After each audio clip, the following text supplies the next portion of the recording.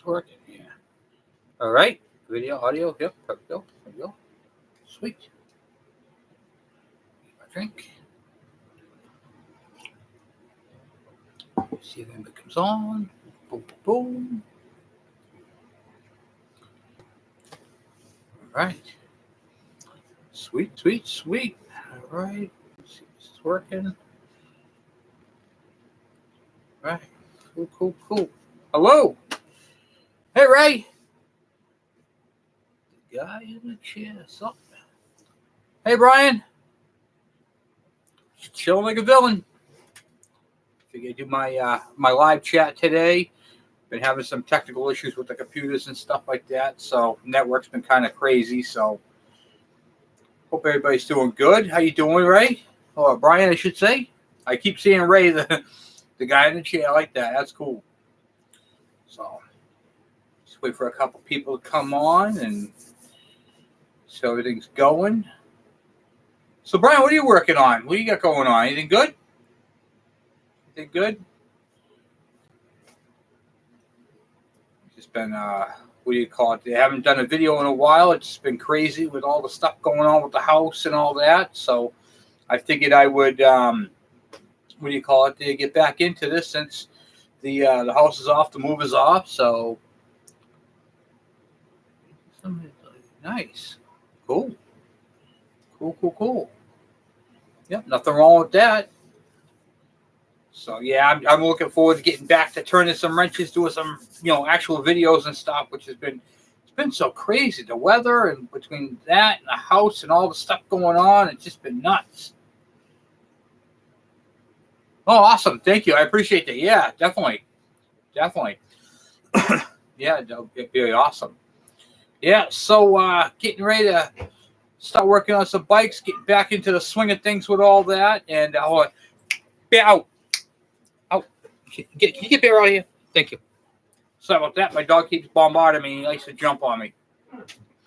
So, yep, what do you call it there? We got some Suzukis and stuff like that we're going to be working on. We're going to finish up Brian's bike. He's got the, what do you call it, the little GT80, but we're doing something really super cool. A friend of mine actually painted the frame for this thing on this bike, and it's a GT80. We're going to do the white and black tank on it. And there's so many modifications, but we're doing the bike as instead of a GT80, it's going to be in an MX80 format, which is going to look super cool. Plus, he's got the knobby tires, which is really going to accent it. And I got to thinking to myself, you got to build yourself one of these. So I'm going to build myself an MX80 later on, not right now. So we have a lot of stuff to do and get caught up on. So pretty much I figured I would... how you doing, Jimmy? So I figured I would, give you guys a little video, do a little live chat, see what's going on with you guys. And I haven't been on in a while. I haven't made some videos in a while. Just like I said, things have been crazy. So I'm looking forward to that. But yeah, back on his MX80.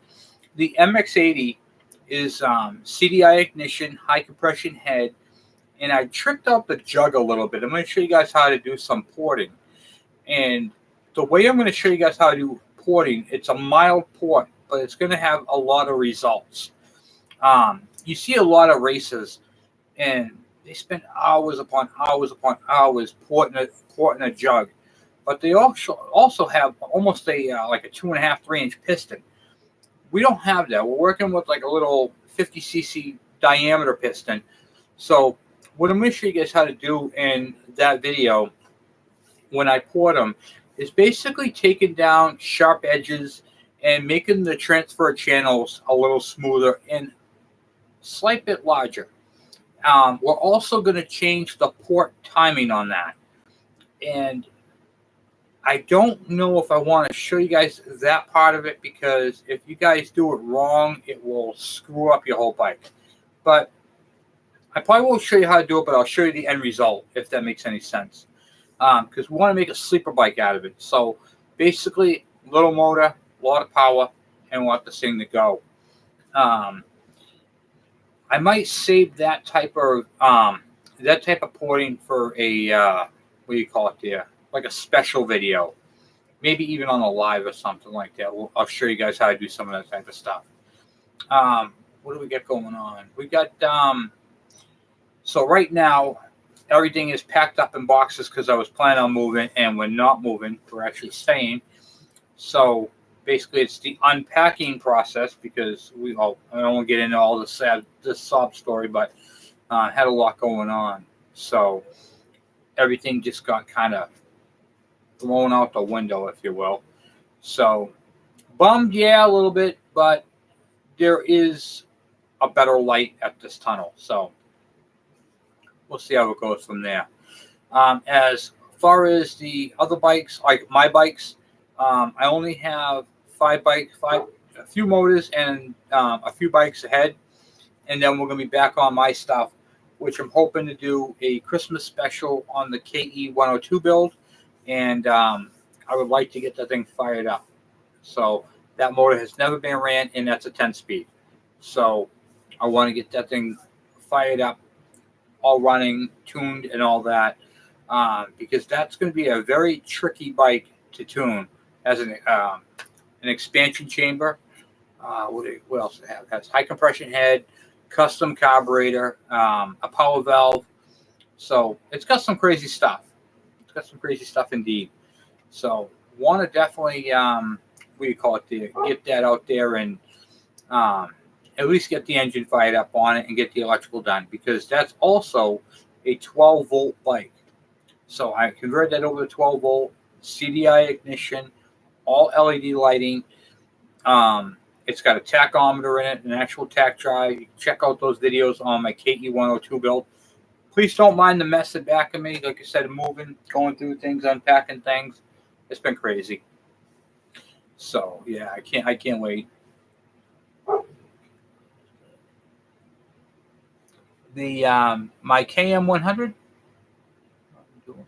my yellow one, is doing very well. It's basically in hibernation. I got to get the pedestals for the lights, and yeah, we're gonna do some.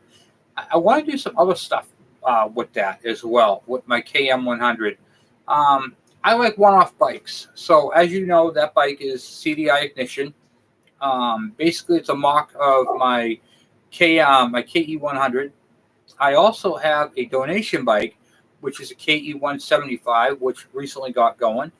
I had to acid wash the tank. I acid washed the tank so many times that it actually thinned out the metal. It's crazy. But I got it sealed.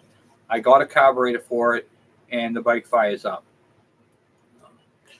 What's a power valve? A power valve, if you look on the front of the carburetor where the slide is, not the back of it where the fuel goes into the engine, but right on the top of it, I put a power valve. Power valve is a valve that takes fuel from the bowl, brings it up into the power valve, and it's adjustable. So at full throttle, basically from 3/4 throttle to full throttle, everything is ran off the main jet. With a power valve, that takes over from there and basically gives you a whole more power range. Wanted to tell you, got my KM79 running since talking about you years ago. Oh, that's awesome. That's low mileage, 831. Sorry if I have to look over because I'm using my wife's tablet to do the video, and it's very, very small. Very, very small. So, yeah, it's crazy. I can't, I'm having a hard time reading it. But, yeah, it's all good. Hold on one second. I just got to, what do you call it there? Okay, there we go. All right, see if that helps. Yeah, it helps. I'm trying to see if I can see it on my phone as well. One second.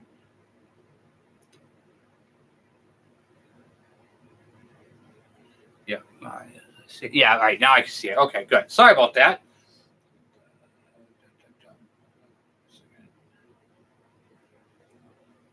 All right, there we go. Perfect. Now that is okay. There we go.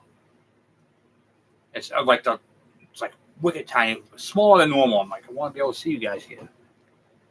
Okay, there we go. Perfect. And I'm not wearing my glasses. I'm old. That's what we do. So, but yeah, I love my KM. My KM 100 is an awesome bike.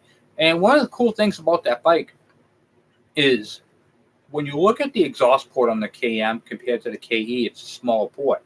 And that small port, it's basically like a KD80 on steroids. Like the KD80 has more power than feels like it has more power, I should say, than the KE100. And it's all because of that exhaust.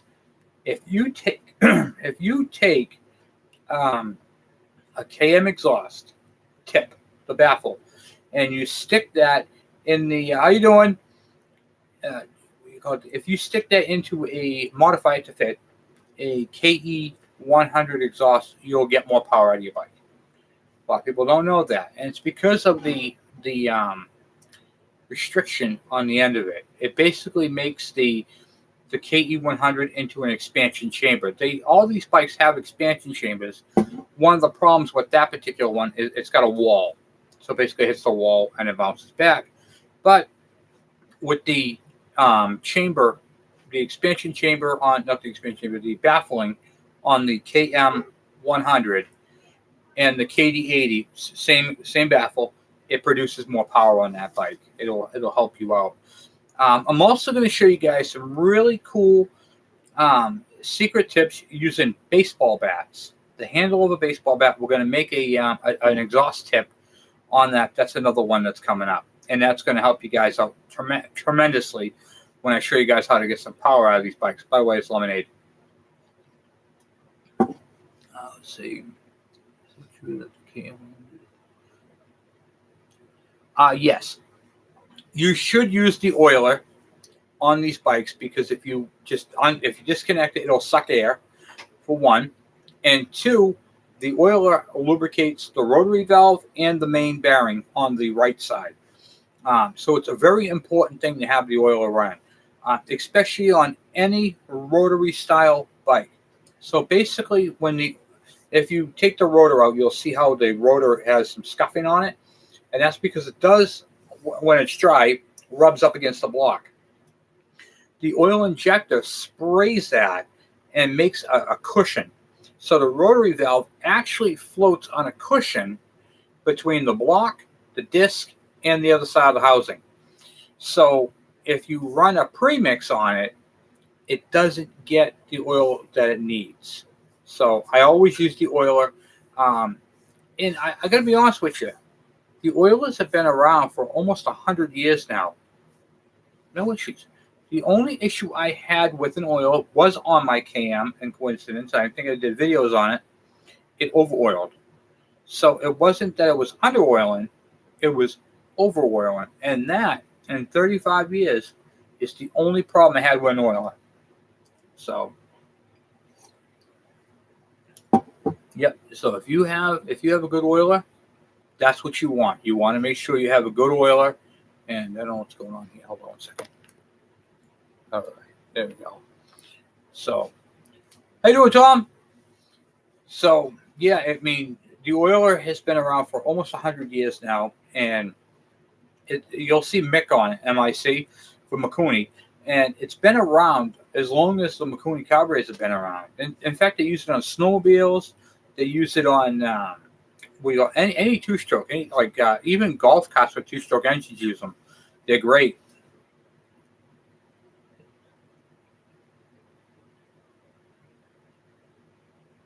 Is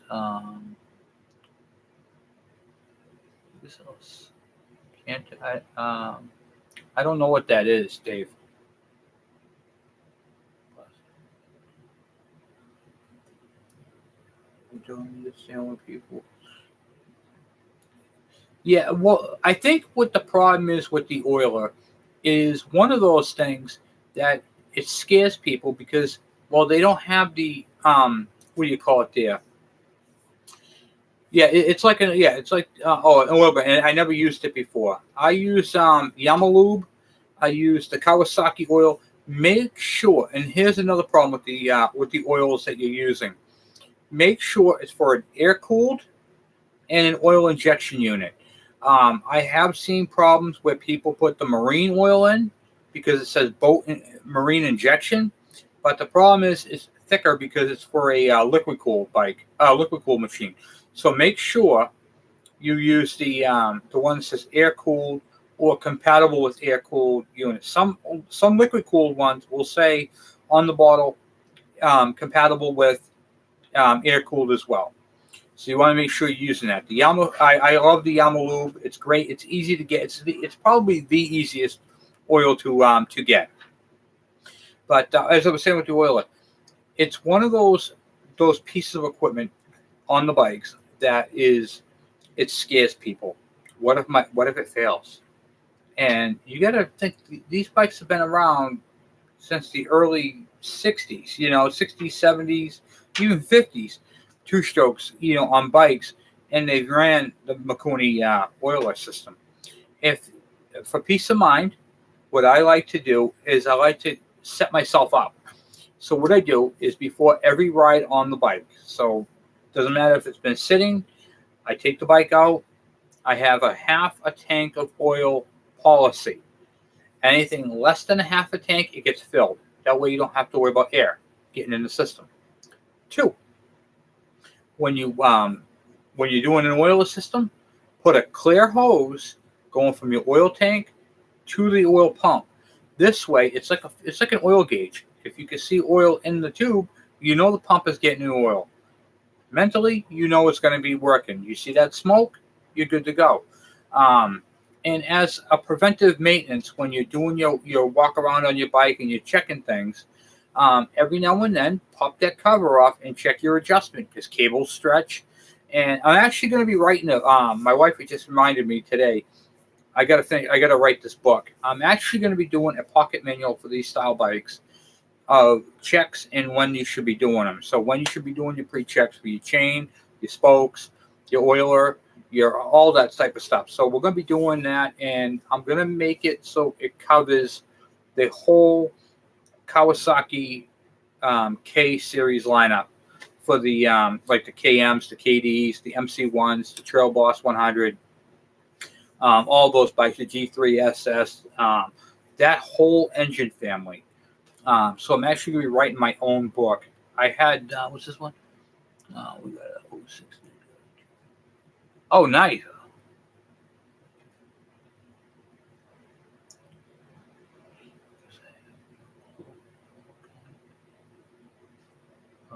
Should have.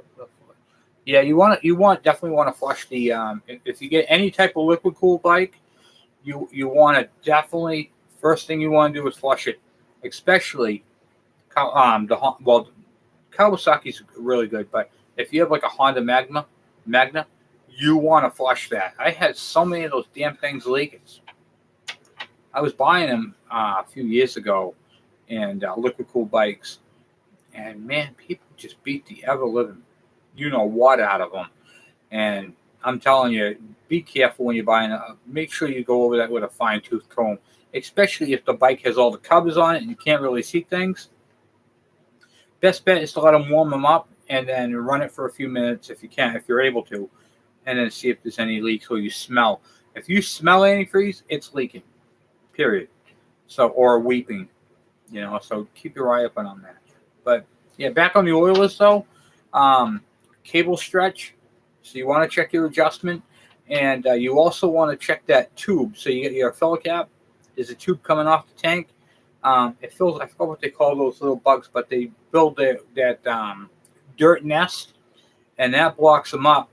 Okay, it builds up inside there, and then blocks off. It can't suck air. So what happens is it vacuum locks, and then the bike, doesn't get the oil. So you want to do that as a preliminary check as well. I check that all the time. Those things I've had them build up one time to the point where I actually had to cut the hose back. So if it's venting properly, if you got a clear oil line, you're good to go. You're going to have no problem with that thing. It honestly is a great invention, and it saves these bikes. Only thing to repair. Oh, that's not bad. Oh, that's good. You have to send me some pictures of that. That'd be cool. Yeah, my son's going to be getting his first bike after probably in another year or so. So he wants to get into riding as well. So he was looking for like he likes crotch rockets. I like the cruisers because I'm old and my legs have to be in front of me. But yeah, they're a lot of fun. And I'll tell you, I love everything from a moped all the way up to a cruiser. I have my Virago 1100. And funny story on that, I was trying to prove a point at work, okay? So we have a battery charger that is blown up. And when I say blown up, it has the highest peak charging on it is 200 amps, okay? And I have my Virago battery. Now, my Virago has not been on the road since 2020. And that was the last time it was registered. The last time it actually was on the road was in 2019. I needed a battery. I bought the battery in 2015, and it lasted to 2019. The battery died. I had already registered it and never used it. So the battery sat outside on the side of the shed. It was dead. It was junk. So as a joke, I decided to show these guys, like, listen, I'll bring a dead battery in, and we'll do an amp test and see what this thing's putting out for amps, because it's way over 200, and you should never charge a battery for a long period or any period. That's for 200 amps for jump starting, not for charging a battery. So I put my Virago battery on it's an AGM. I put it on the counter, and I hooked this thing up there, and I'm reading the amps, and it basically shorted. It was like 250 amps. It increased. And I'm like, wow, that is crazy. So I have it hooked up to this battery, and the battery is taking all this voltage and all this amperage, and nothing's happened. The battery is just not sizzling, nothing. I go,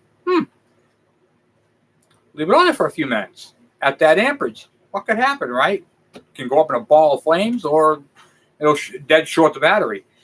So I got my meter on it, and it was at 16 volts at 250 amps. So I just left it on there. Well, I forgot about it. I went back to doing what I was doing. I was just going to check on it. And then I went to lunch. I came back, and the battery is like warm to the touch. So I'm sitting there going, maybe it's taking a charge. So it's a 340 cold cranking amp battery. I put my tester on it. I got a really nifty tester up there. I put my tester on it, and it was reading 368 cold cranking amps. I said, there's no way that battery is repaired. I mean, it wouldn't even take a charge. Now it's taking a charge years later from completely dead. I kid you not. I have the battery sitting on my kitchen counter. I had it in the bike, and it turns it over. Of course, I wouldn't drive it on the road. It's not, it's not safe to do that. But man, I couldn't believe it. And it actually put it back on. And so he's like, well, if it could fix a battery, wouldn't that make it a good battery charger? And I said, well, you kind of got me there, but no, because even on 35 amp, it went all the way up. How you doing? Yeah, I was supposed to do this yesterday, and I had all kinds of technical. I'm like, I got to cancel it. I have to move it up. So I moved it up to today, Wheelie Wednesday, and what do you call it there? We're going to be. Thank you for reminding me. We are going to be doing our live chat weekly again. So this is going to become a weekly thing, but I'm not sure what days. So because my wife works on Tuesdays, two-stroke Tuesdays is not going to work. But I might be doing a Wheelie Wednesday, a Full Throttle Friday, something on that. Maybe what do you call it there? Motorcycle Monday or something like that. We'll come up with something. But you'll be getting the so watch on my comments on the channel, so I can put public comments, and it'll all be listed on there,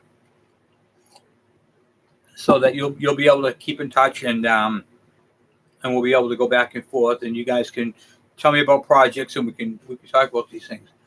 Good boy, what kind of other carburetor? Oh, the TS125 carburetor. You can get the carburetor from a TS185 or a TS100, a DS100. carb fits, and I believe a DS80 carburetor fits. The problem is in the jetting. It's imperative that you use the correct size jetting. If you do not, and you put a jet that's too small in that, like say you took a DS80 carburetor and you bolted it to your 125, it's going to run extremely amazing until it doesn't. And it will be pretty quick. It'll burn it right up. It'll burn up your top end because it'll create a lean condition. So make sure that you put the proper jet in the carburetor. You can use another carburetor from another bike, but keep your jets. Oh yeah, the YZ100. Oh, what a beast! Yeah. Oh yeah. You must love that. That thing is that's awesome. Yeah.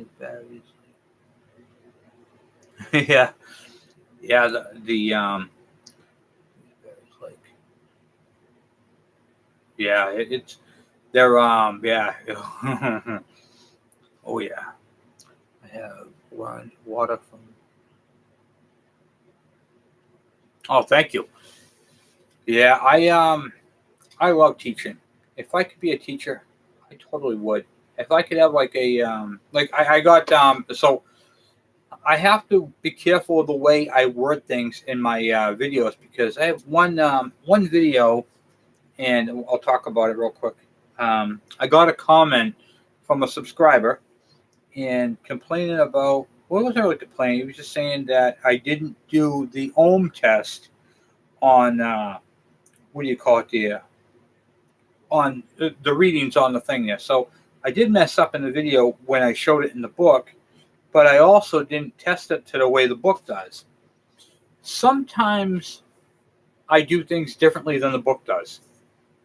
For instance, when I'm ohming out an alternator, for instance, a lot of people are like, oh, I need the specs.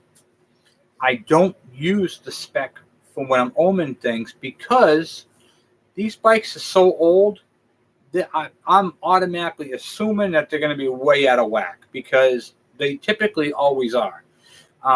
Very few of them are in that window of what the book calls good. So I use my 5 ohm as when I'm checking things, I put it on that scale. So anything over 5 ohms, I know is bad. It's got a short. And then I can look at it. It's just a quick reference for me. I do that with wiring when I'm looking for shorts and stuff like that. It works for me.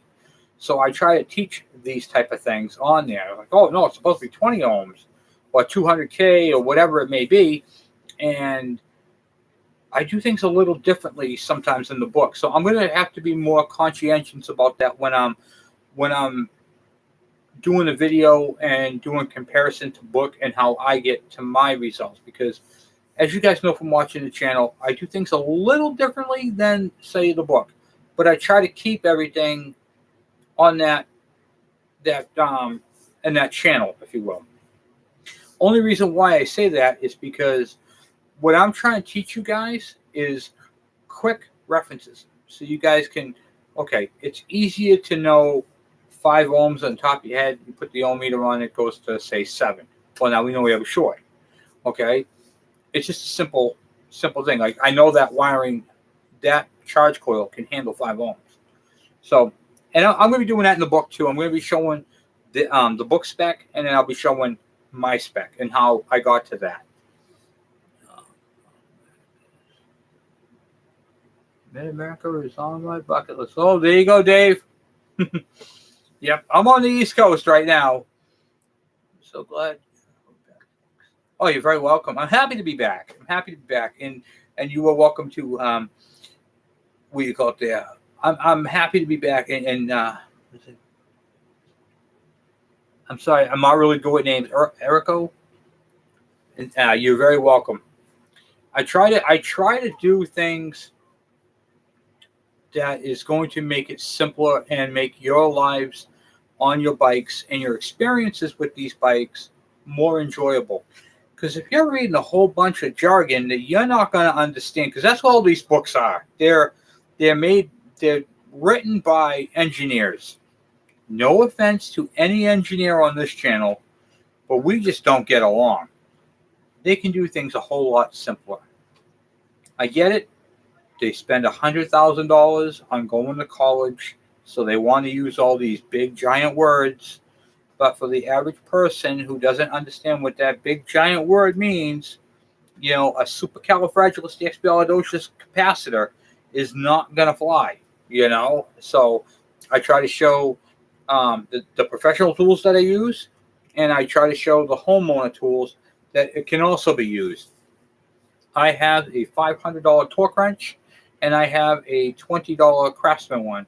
And to be honest with you, my $20 Craftsman one with the needle on that I use in my videos, I absolutely love that because it's more feel. It feels more real.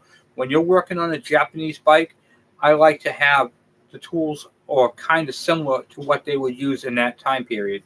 It just brings the experience back to me, you know, like for what they went through, you know. Is it true that the KE100 stroker is based off the K? No, the block is actually different. They have a different stroke, but it's not just in the crank. So, Dave, that's a great thing, and I'll explain that to you. I tried that one time to build a KD80 into a KD100. That's the only one of the family that looks the same, but has a different block altogether.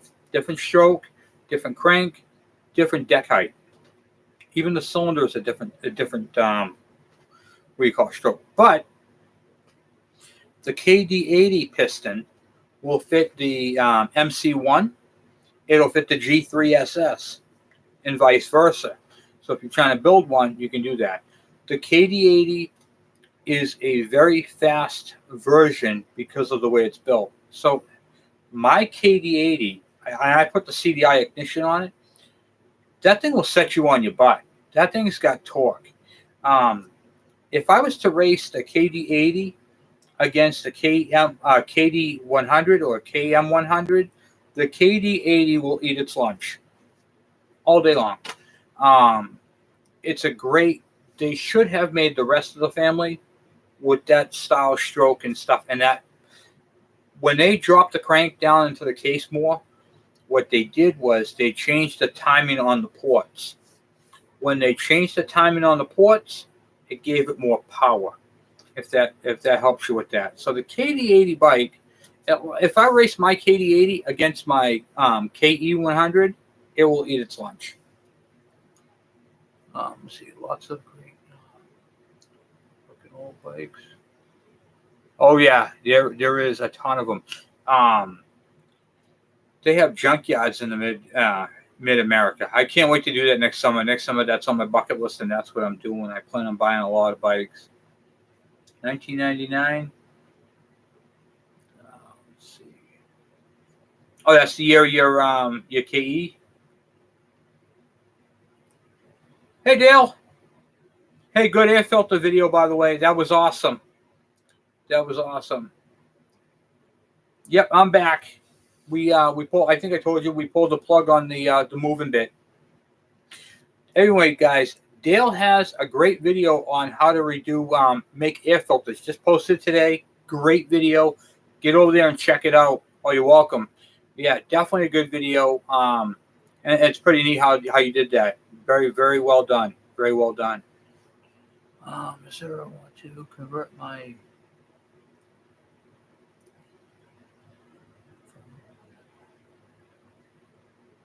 Yeah, so I did I actually have a video on the conversion on how to do that, but not on TS125. The TS125, I can't remember the. Next week when I do the live chat, I'm going to have that information for you for the TS125. There is a company that makes a electronic ignition and a 12-volt conversion for that bike. If you watch my Z50 video, my Honda Z50 video, I got a CDI ignition kit for that. And that company, I don't remember the name of it. It's OCTH, I think it is. Something like that. I'll have that information for you next week when I do my live chat. They do CDI ignitions and stuff like that as well. How good is the Yamaha RT100? Oh, RT100 is a great bike. I love all those old style bikes. So honestly, if you're looking for like the power and all that, it that doesn't that I can't help you with that. I'm not that guy. For like if you're looking for power range and stuff like that, because I mean I literally ride everything from a 50cc moped all the way up to my Virago 1100. I've had bigger bikes. I've driven bigger bikes. I've driven 1400 cc's. Um, so honestly, all these older bikes, the RT, the whole RT lineup is a really good lineup.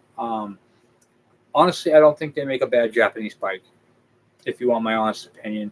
Um, and if I had my chance to buy, if someone gave me $1 million and said, Kevin, I want you to go buy, I want to see what you're going to buy for bikes.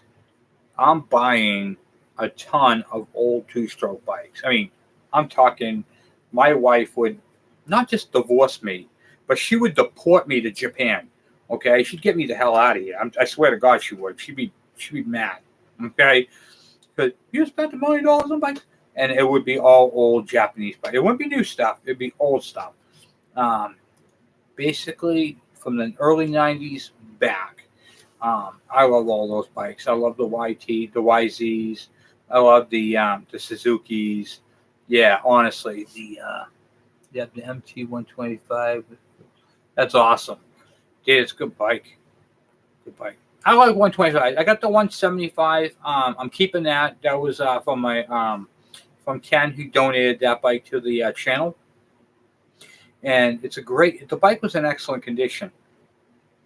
So he ended up donating it to me, and so he set me up with the paperwork and all that to it. So it's pretty neat to have a 125, 175. I mean, yeah, the TS 185. Those are all in the same. The TS family has a lot of bikes in the same family. The one, everything from a 90. I believe they had a TS 90, and it went all the way up in the 200s. But stopping at the 185 is that whole style of engine family. Most of those covers are interchangeable. There's a lot of interchangeable stuff on there. Do you come to Florida? I wish. I wish. The money's been so tight. It's been fun. It's not. It's been crazy. I got to do the septic system and all that. So money's been very, very tight. So it's been a few years since I've actually had a vacation. I think you might know, but earlier in the year I had a transmission problem with my truck. I ended up building a transmission for it, and that was like $2,500 just to build it, bulletproof it all the way up to 600 horsepower, so that transmission can handle everything I'm going to throw at it. And I did that myself here in the house in my laundry room, so that was a mess.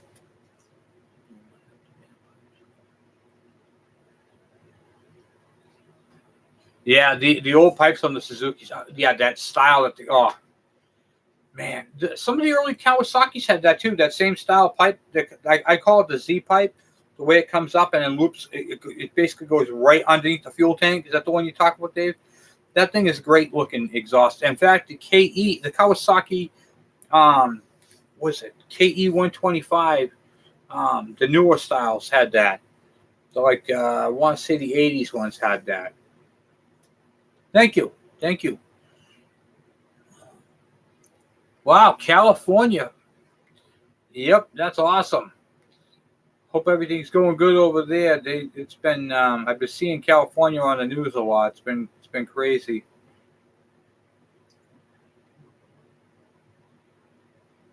Yep, the G3 SS90. I actually have some side covers for that for sale. Actually, my son was putting them on there. All is good in California. Nice. Yeah, that must be great riding the beach with those bikes. Oh man, you're lucky. You're very, very lucky. You're very, very lucky. That's awesome. Very, very lucky. Nice weather, beautiful, beautiful beaches, Golden State.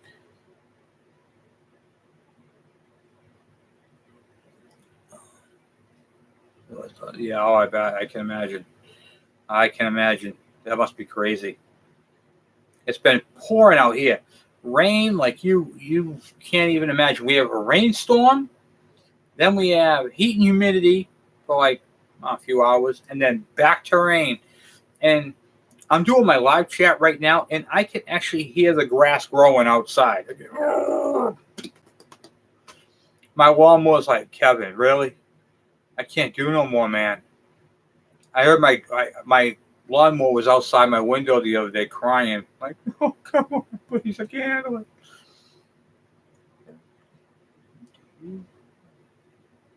I have a 77. I do not have a baffle. I only have the one that's in my bike. I would suggest what I would do. Yeah, Jimmy, you know I'm going to. It's terrible. As far as exhaust baffles, that is a very hard item to get because everybody takes them off. You know what? I should teach you guys how to build baffles, like temporary baffles until you find one. You can literally build a baffle out of a baseball bat, an aluminum baseball bat, and it works pretty well. And you can actually build them in a way. I got to do that. I got to do that video. I'm going to do that within a month or so, teaching how to build a baffle. Because I'll tell you, sometimes you just can't get the baffle that goes with the bike. It's just too hard to find. Like, for instance, I have a Honda 250, MT250, okay? And that particular baffle was extremely hard to find. My buddy Harvey Spooner had a Honda Odyssey, which took the same baffle. So I was able to get one from him to put onto it. That's the nice thing about having a community. I do not have any baffles, but I can show you how to make one.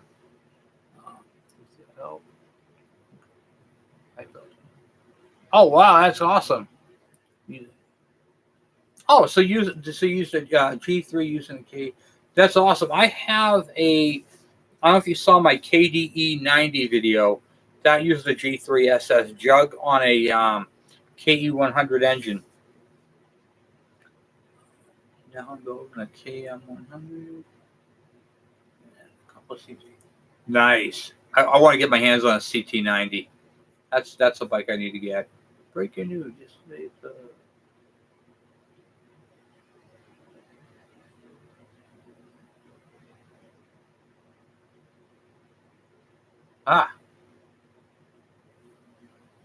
cool.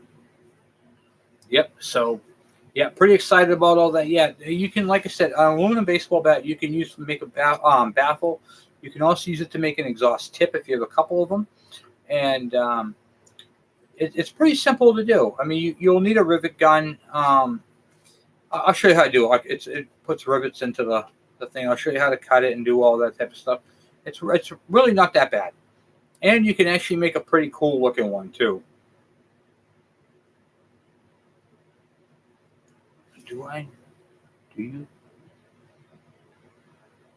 No, actually, I don't. I don't know that bike. Yeah, no, I don't know that particular one.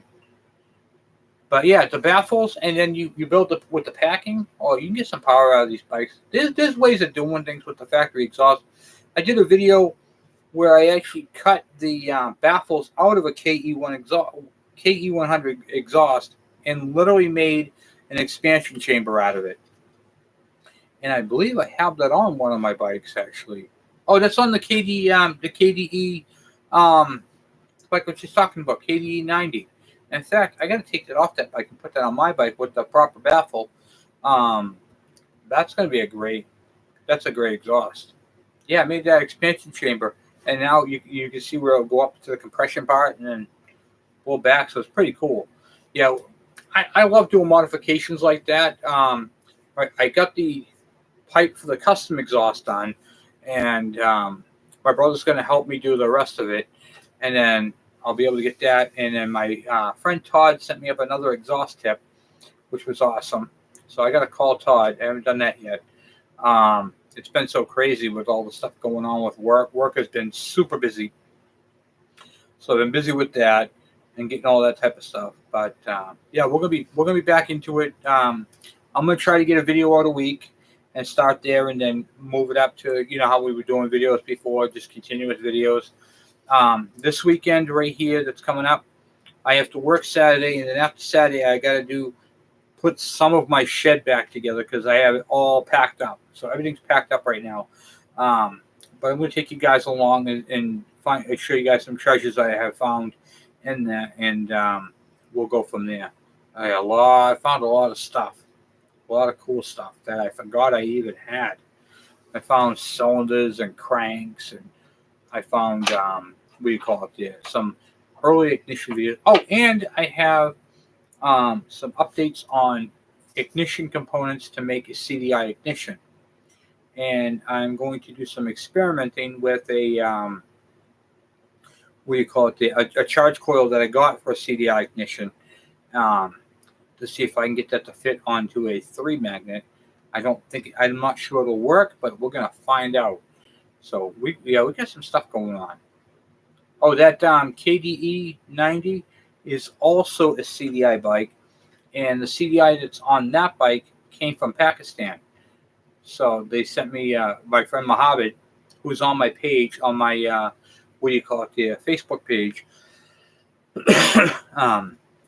Great guy. If you need parts, he can get you parts too.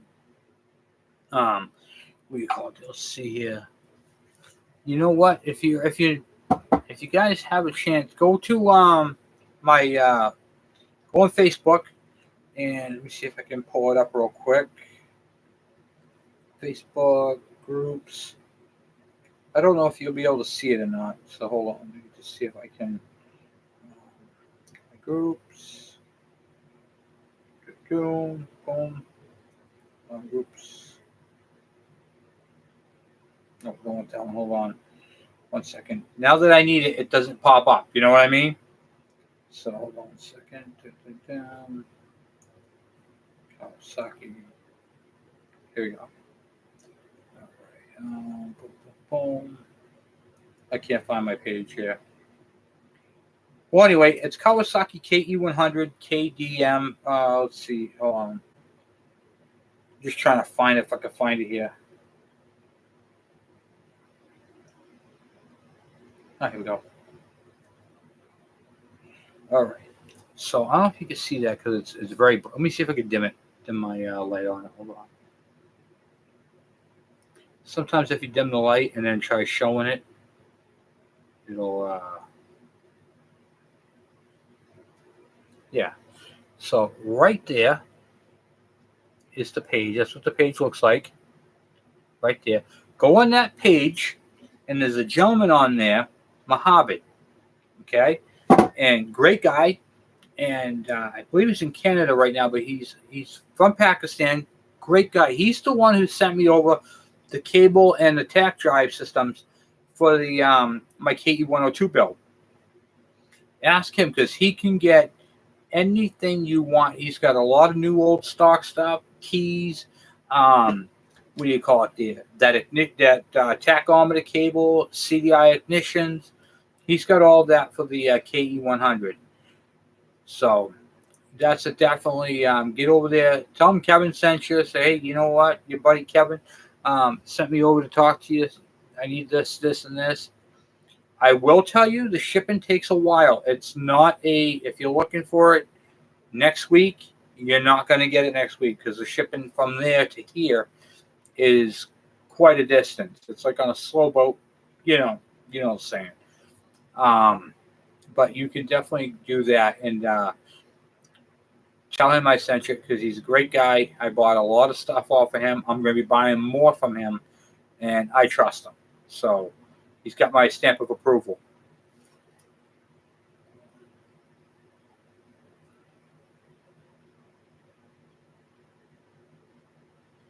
Yeah, I don't know what's up with the General Motors stuff. But yeah, so that's pretty much where that's at. Man, I can't wait to show you guys some of the treasure troves I found. I came across my my Honda Z50, the other frame that I got from Harvey Spooner. I got the engine that we're going to be putting on that, which is a 2-stroke Honda 50, but it's from an MT1. I'm sorry, MB50, MB5, and that is a 50cc 2-stroke, and that's going on that bike. So we're going to have a Z50 2-stroke. Yeah, we got some stuff going on, guys. Got some stuff. I can't wait. I'm going to be Labor Day weekend. We're taking all the bikes out and going to fire them all up. And we're going to be doing an intro. My wife is working on getting some, yeah, it's a cool bike. I got a MB5 motor, an engine for one, that runs. In fact, you can watch that bike run for the first time in a long time. I asked Harvey Spooner, I says, hey, do you have any MB5 gauges? I need some for my KE102 build. Well, Kevin, I have, we got to talk about this. I said, oh, what's up? He says, I have an MB5. He goes, it has zero compression, no compression. He goes, it's been sitting for a long time. It turns over, but it's been sitting for a long time. So he says, I can't give you the gauges, but I can give you the whole bike. You got to take the whole thing. I said, oh, okay. What do you want for it? He says, come and get it. So I went up and grabbed it. I brought that thing home. You can see the video. And in the video, I get the thing running for the first time in a long time. This piston looked beautiful. The rings were stuck from sitting closed. So I did some trickery on it and started it, got the fire, and excellent compression now. Excellent compression. And I didn't even pull the motor apart. So that was even better. I didn't have to take the engine all apart to get the rings to unseize. So, because it was just from sitting. So did that, got that bike fired up. Motor runs great. So the gauges from that are on my KE102 build, and the MB5 motor is sitting in a milk crate waiting to go on to something. So, yep, I am pretty excited about that. And that's a 5-speed with a clutch. So,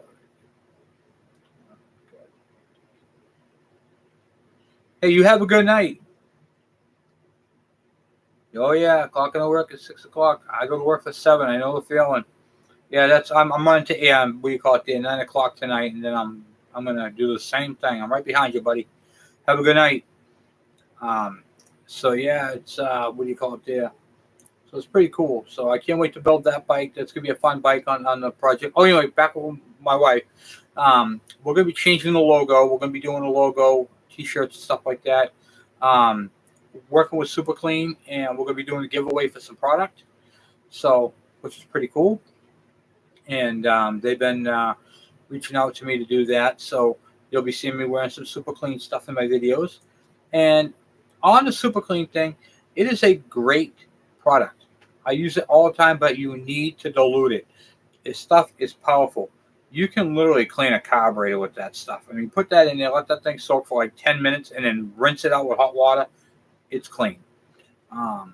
You can even, well, I have to show you what I have actually not sandblasted, but washed with a sandblaster hose, like the siphoning with the air, just to try it out with Super Clean. It makes a mess. You will get wet, but I will tell you one thing: it was worth it.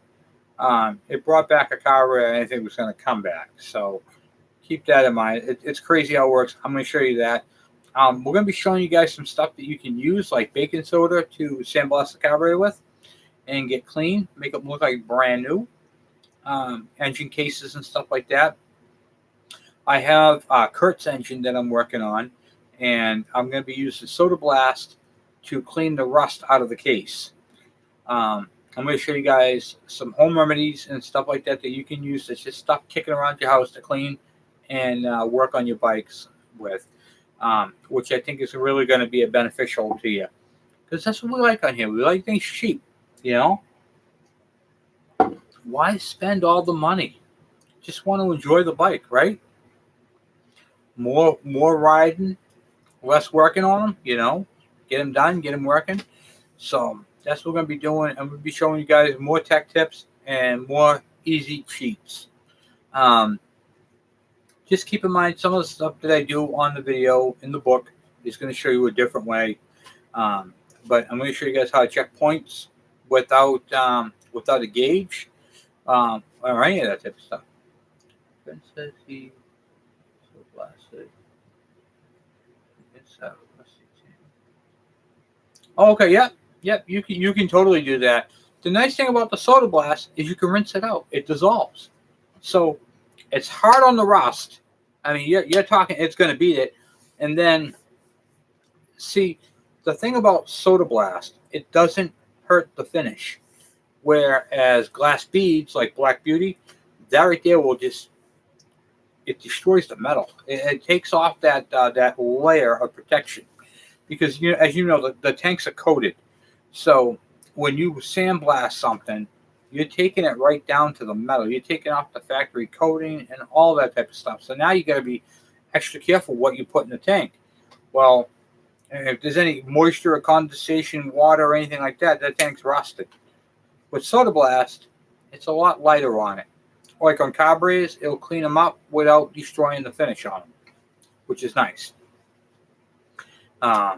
Like if you leave one in an ultrasonic cleaner for too long, it'll turn the carburetor black. It'll lose its finish, like on the magnesium, the coating, and you don't want to do that, And like especially if you're doing like small jets and you're soda blasting and you get the blast in the jet, well, now you can rinse it out. If it was Black Beauty, that jet is junk. You're not gonna be able to clean that out. It's all jammed up in there. Excuse me. So. Yeah, I mean, those are some things, right, that you can, some things to do. Excuse me.